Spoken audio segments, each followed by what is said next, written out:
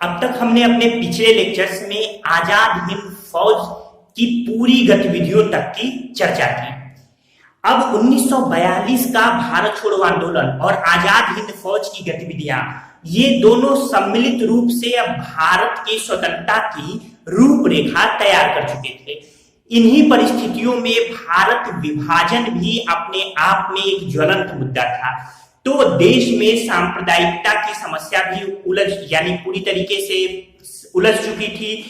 तो इस मुद्दे को देखते हुए महात्मा गांधी जी ने सी राजगोपालाचारी से एक योजना पेश करने की बात कही, एक प्रस्ताव पेश करने की। इस तरीके से 10 जुलाई 1944 को सी राजगोपालाचारी जी ने एक फार्मूला पेश किया, जैसा कि मैं यहाँ आप लोग को लिख चुका हूँ, राजगोपालाचारी फार्मूला 10 जुलाई 1944। एक बात का ध्यान रखिए कि आजादी और विभाजन की तैयारी आज का ये आपका टॉपिक है, और आजादी और विभाजन की तैयारी में इतने पॉइंट हम पढ़ेंगे। कौन कौन से? राजगोपालाचारी फार्मूला, देसाई लियाकत समझौता, वेवेल योजना और शिमला समझौता। फिर 1945-46 के 3 विद्रोह पढ़ेंगे, जिसमें शाही नौसेना का विद्रोह हमारे लिए महत्वपूर्ण होगा।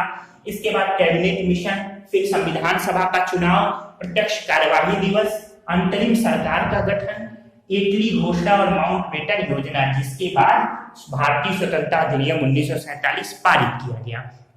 तो सबसे पहले राजगोपालाचारी फार्मूला मैंने आपको बताया। देखिए यहाँ मैं आपको सभी एक कॉन्सेप्ट दे दे रहा हूँ सबके बारे में। इसके बाद से क्रमागत लेक्चर्स में हम एक एक टॉपिक को लेकर डिटेल में चर्चा करेंगे।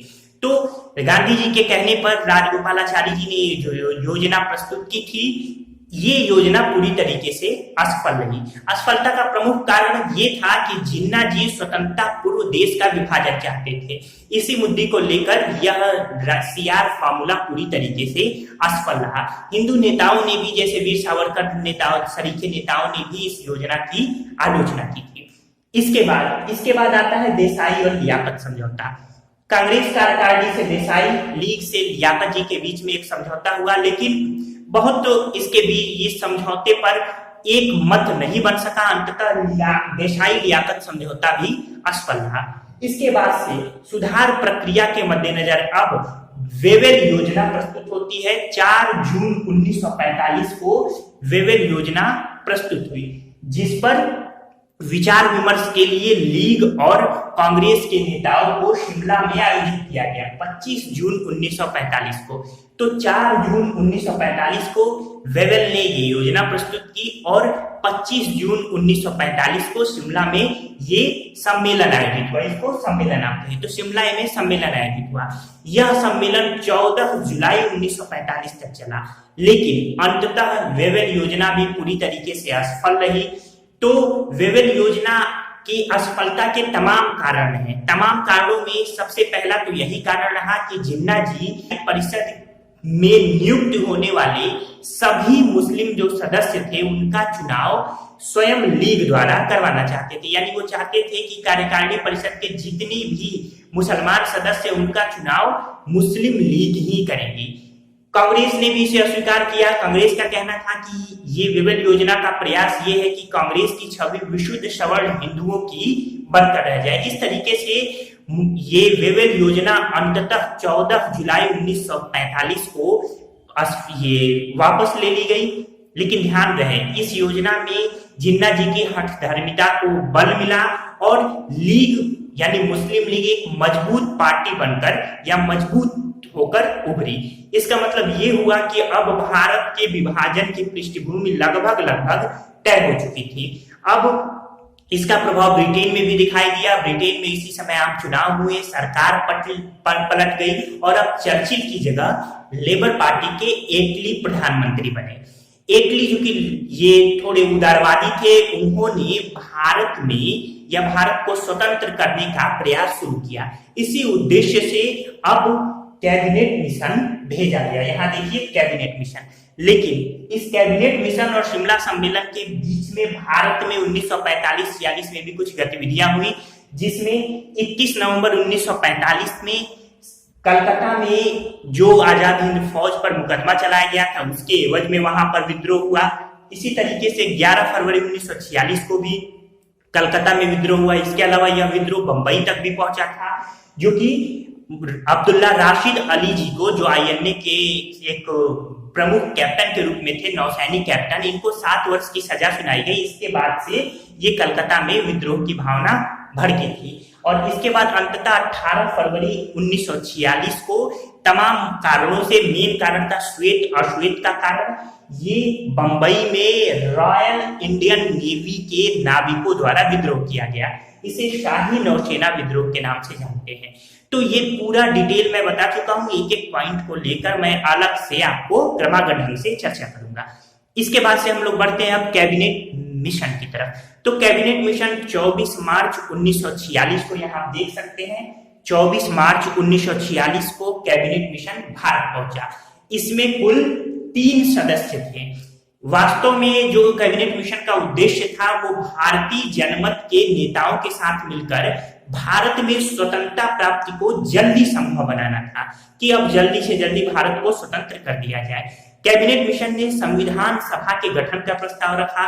कैबिनेट मिशन ने कहा कि कुल 389 सदस्य 389 मेंबर्स होंगे इस संविधान सभा में, जिसमें 292 यानी 292 ब्रिटिश प्रांतों से होंगे, 4 जो होंगे वो केंद्रीय व्यवस्था से होंगे और 93 यानी 93 देशी रियासतों से होंगे। तो ये संविधान सभा के गठन का प्रारूप कैबिनेट मिशन ने बनाया। कैबिनेट मिशन को कांग्रेस ने और मुस्लिम लीग ने दोनों ने ही प्रारंभिक स्तर पर स्वीकार कर लिया। इसके बाद से संविधान सभा के लिए चुनाव हुए। संविधान सभा के चुनाव में कांग्रेस को कुल 208 सीटें मिली, लीग को 73 सीटें मिली, बाकी अन्य पार्टियां थी उन्हें मिलाकर 15 सीटें मिली। इस तरीके से 296 सीटों के लिए चुनाव हुए। देशी रियासतों ने इस चुनाव में भाग नहीं लिया। तमाम परिस्थितियों के बीच में और कांग्रेस को 208 और लीग को महज 73 सीटें मिलने की परिस्थिति में या मिलने के कारण अब मुस्लिम लीग में एक बौखलाहट की स्थिति आ गई। मुस्लिम लीग अब केवल और केवल भारत के विभाजन से कम कुछ नहीं चाहती थी। इन्हीं परिस्थितियों में 24 जून 1946 को लीग ने कैबिनेट मिशन के प्रस्तावों को अस्वीकार कर दिया और इस तरीके से 16 अगस्त 1946 को लीग ने डायरेक्ट एक्शन डे यानी प्रत्यक्ष कार्यवाही दिवस मनाया। कलकत्ता में प्रत्यक्ष कार्यवाही दिवस का सबसे व्यापक रूप दिखा, नोआखली में भी दिखा।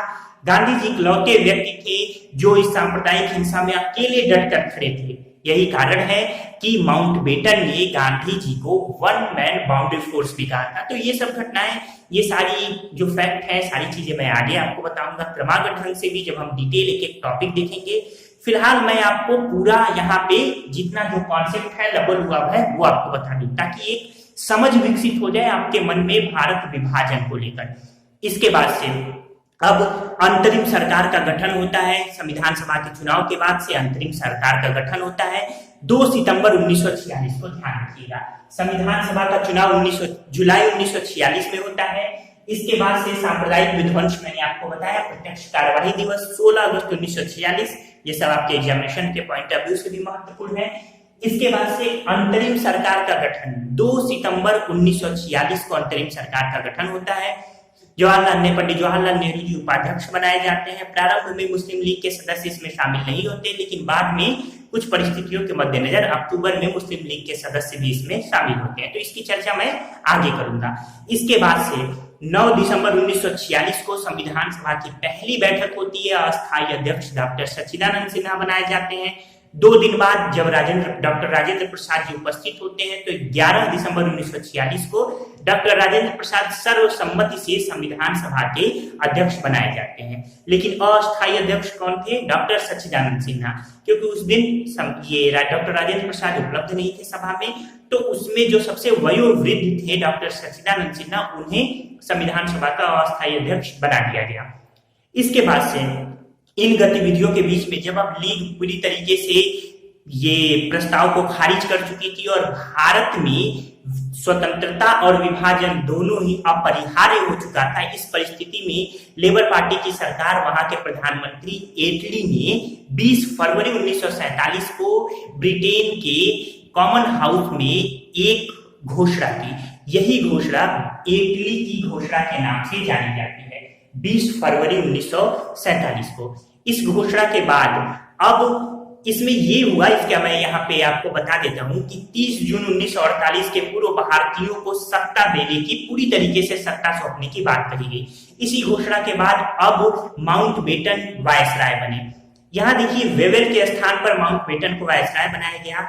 इसके बाद माउंटबेटन योजना, यानी अब माउंटबेटन साहब भारत आते हैं। यह मैं आपको बता दूं कि भारतीय इतिहास का पहली ऐसी आधुनिक भारत की गतिविधि, अंग्रेजों के समय की गतिविधि, जब एक साथ दो वायसराय या दो गवर्नर जनरल इस भारत की धरती पर रहते हुए एक साथ भारत की योजना पर चर्चा करते हैं।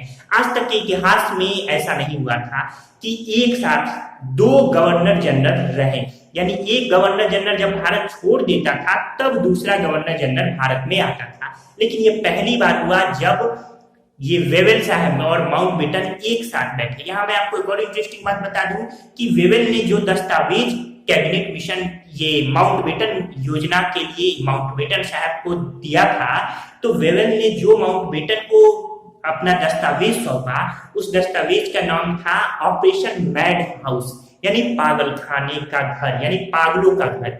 तो ऑपरेशन मैड हाउस, तो इसके बारे में तमाम चर्चाएं हम डिटेल में भी आगे करेंगे। फिलहाल मैं आपको बता चुका हूं कि मैं आपको कॉन्सेप्ट बता रहा हूं, कि समझ विकसित कर रहा हूं। इसके बाद से माउंटबेटन योजना, 3 जून 1947 को माउंटबेटन योजना का जो प्रस्ताव है, भारत विभाजन प्रस्ताव, ये ब्रिटिश कॉमन हाउस में पारित कर दिया गया। इसको ध्यान में रखिएगा, जो हाउस ऑफ कॉमन्स है, ब्रिटेन की संसद है, चुनी हुई सरकार की संसद है, उसमें इसे पारित किया गया। 3 जून 1947 को भारत विभाजन प्रस्ताव पारित किया गया, जिसे माउंटबेटन योजना के नाम से जानते हैं। लॉर्ड माउंटबेटन भारत के 34वें और अंतिम ब्रिटिश गवर्नर जनरल थे। ध्यान रखिएगा, माउंटबेटन योजना का उद्देश्य केवल यही था, एकमात्र उद्देश्य था कि भारत को पूर्ण स्वतंत्रता प्रदान कर दीजिए, उसके एवज में आपको जो करना है कीजिए। प्रारंभ में तो माउंटबेटन योजना ने भारत विभाजन के प्रस्ताव को अस्वीकार किया, लेकिन बाद में गतिविधियां, परिस्थितियां ऐसी रही कि अब इसे अस्वीकार नहीं किया जा सकता था, यानी भारत विभाजन निश्चित हो गया, सुनिश्चित हो गया। माउंटबेटन साहब ने भारत विभाजन के लिए सबसे ज्यादा जिम्मेदार जिन्ना जी को ठहराया था। तमाम परिस्थितियां हम आगे देखेंगे। इस तरीके से 3 जून 1947 को इटली द्वारा हाउस ऑफ कॉमन्स में विभाजन की घोषणा की गई और अब भारत के विभाजन की नींव पड़ चुकी थी। इसी यानी माउंटबेटन योजना के ही मद्देनजर भारत स्वतंत्रता अधिनियम 1947, जो कि 4 जुलाई को प्रस्ताव ये पेश हुआ था ब्रिटिश संसद में, और 18 जुलाई 1947 को भारत विभाजन प्रस्ताव स्वीकार कर लिया गया। इसी प्रस्ताव के मद्देनजर आप जानते हैं 14 अगस्त 1947 को पाकिस्तान और 15 अगस्त 1947 को भारत एक स्वतंत्र देश के रूप में, ये दो स्वतंत्र देश के रूप में उभरे। तो इस पूरे लेक्चर जो आज मैंने बताया, इसके क्रमागत टॉपिक को लेते हुए हम इसकी चर्चा आगे करेंगे। आपके स्क्रीन पर ये सारा है। डेट ध्यान रखिएगा, डेट भी महत्वपूर्ण है, मैंने सब सामने डेट लिखा हुआ है, आपको ये दिख रहा होगा। तो उम्मीद है कि आपको ये कॉन्सेप्चुअल वीडियो आजादी और विभाजन की तैयारी समझ में आया होगा। मैं पहले ही बता चुका हूं कि हम क्रमागत एक एक टॉपिक को लेकर चलेंगे। उम्मीद है दोस्तों कि आप हमारे चैनल को सब्सक्राइब भी करेंगे। इसके अलावा अगर आप चैनल पे नए हैं तो सब्सक्राइब करने के अलावा आप अपने यार दोस्तों और मित्रों तक भी हमारे इस लेक्चर्स को शेयर करेंगे। पूरा वीडियो आपने देखा, इसके लिए आपका बहुत बहुत धन्यवाद।